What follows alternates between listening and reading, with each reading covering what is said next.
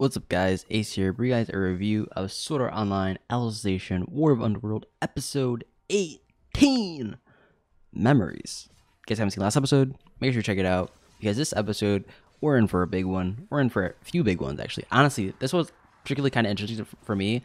I thought my previous discussion didn't do any justice to how interesting this episode would be, especially in particular for one user noting me or telling me that what was to happen in this episode, and thank you, and you know who you are, for telling me that. Very, very interesting to see this come into fruition, especially seeing how more interesting than I thought it would be with the lack of filler. Yeah, there was definitely a lack of filler. I didn't expect it to be too much filler, but I did think that there would be a lot more reminiscence in the past, and we did get some of that, but it wasn't enough for me to be like, oh, this is gonna be a bad episode. This is a really good episode. So there's three main things that happen in this episode. I guess it could be 3.5, and I guess we can get started with the first parts of the episode. So the first parts of the episode start off with Po and Asuna. And oh geez, we all know Asuna. We all know Po. We know things are going to happen. And Asuna is one of those girls who should never give up. Can't ever get her off of you. She's just there with Kirito forever. This is the case right there. Especially with the help of Yuki, Asuna comes in clutch in the beginning of this episode and completely BTFO's Po. Not completely, but it was definitely interesting how she did stand up for Kirito, I guess for everyone there at that moment in time. Because when they fought, she actually got a new form. And not only that, but she was still able to be very precise with her combat style. With her combat, she basically terraformed the earth so not knock Po off his feet, and then to dodge an attack, and then she went in for a few slices on his hair, but didn't really land anything too harsh. So that was kind of interesting to see, despite being boosted up by Yuki. And that was cool. That was cool. That's pretty cool. Will she ever do that without Yuki? I don't know. I don't think so. That's definitely interesting to see Asuna hold off Po for now.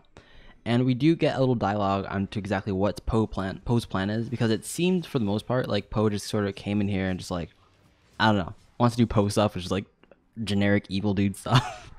Is it me, or is that what it feels like? I think that's what it feels like. I don't know. Tell me you guys what you think in the comment section down below. Anyways, we got Po's plan and Po's abilities. So these are I think one of the more interesting parts of that episode is thinking about what happens to Po and what he's doing here.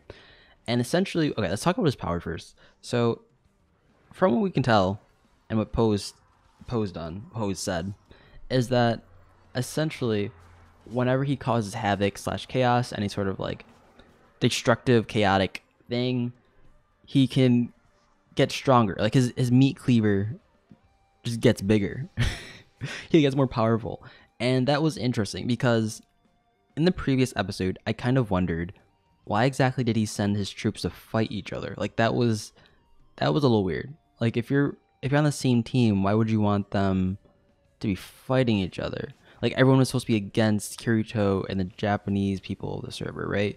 So why would you want to attack each other? And I was super curious about that. What's the point? Is this guy just not satiated with chaos yet? What's happening down here? I guess he wasn't, but it turns out that he just gets stronger from that sort of stuff, and so he just causes havoc, and so he's just constantly just causing madness. And we see this from a few things, especially with the magic circle he shows up in the air. And I think the size of his cleaver, I think with every other iteration of his cleaver that we see in the episode, I think it gets slightly bigger. And at one point I'm just wow, that thing is just bigger than his body. I'm just whoa. You could literally use it as a shield at one point, I believe. That's how big his meat cleaver was. And yeah, he was talking about how in previous games, MMOs, it would get stronger after he would attack players, and it would get weaker after fighting other mundane creatures that weren't players, right? And so in this game, with all the chaos and stuff happening here, and how things are fueled with just humans sacrificially, his sword just gets, or not sword, his cleaver just gets incredibly stronger. So that was interesting, because then you have this huge cycle where as long as you're killing people, you're just constantly getting stronger. So it's very much telling. I think that's a particularly interesting sort of power. Anyways, we also get to his whole spiel about why he's down here, what's he trying to do, what's he trying to accomplish. And he's trying to wake Kirito up, obviously to torment him and stuff like that, because he's Po. And the way he's going to do that is by essentially slaughtering everyone in the human empire and the dark territory. And I was like, okay, doesn't seem like too off the roads of what a typical villain wants to do. Like we had Vector wanting to do the same thing, right? And he essentially wants to destroy all the flashlights. So that's interesting. That's definitely interesting to see. It's something not to be expected. Like evil dude's gonna do evil stuff, right? So after that fight, Asuka loses her wings against Poe, and also, you know what's also kind of interesting? It doesn't really matter too much in the sense of the show, but like when they were fighting, there was one point where like Asuka's sword and Poe's cleaver just like at the tip of each other's edges were like making contact and causing so much like sparks and like friction within like the environment. That was like, what? Like what? It was so funny because like that's never gonna happen, is it? Like just in a like, how does that happen? Like you just need one person to make a slight move, like maybe Asuna, because like you'd think a point on a sword at the very tip of the sword would like at least be so hard. Like that's like standing 3 pennies on top of each other, like with the flat side facing left to right, and it's like on top of a table, and the edges are pointing upwards and downwards, right? That's crazy. That's crazy. Anime never ceases to amaze me. Anyways, after that, we do see the scene with Kirito and his memories, and that was kind of cool. Like we got a lot of stuff. This was actually kind of a deeper, I think, theme-wise to the show. I think it showed the idea of imposter syndrome and how perhaps maybe you're not worth it, and that's what Kirito was feeling. He went through a lot of stuff, especially in SAO and other MMOs he went through, such as his teammates dying, people thinking like, hey, you should be the one that should have died for this reason, right? And so Kirito was really down for that part, and that's totally understandable. Especially that's a hard thing to deal with, especially when you're like that strong and that deep into what's happening. It's like you really don't feel like you're worth being there. And that's definitely what I felt like was trying to be portrayed in this episode, especially in this memorial part of Kirito's mind. And that was kind of sad. Definitely. But after that, we do see the help of all 3 of the 3 waifus and waifus and 1 husbandado and Hugo, Sugo, Sinan, and we also had Asuna, of course. That was kind of interesting. And of course, these are all 3 of the outer people from the outside world. But we had 1 inside world person, which was Hugo, and that was interesting. It's like, will Hugo get the same treatment as Yuki? I'm kind of hoping so. Like maybe Kirito ditches his black sword and just has Hugo with him all the time. So he's like, instead of the black swordsman, he's known as like the blue swordsman or something like that. I'm kind of hoping for that.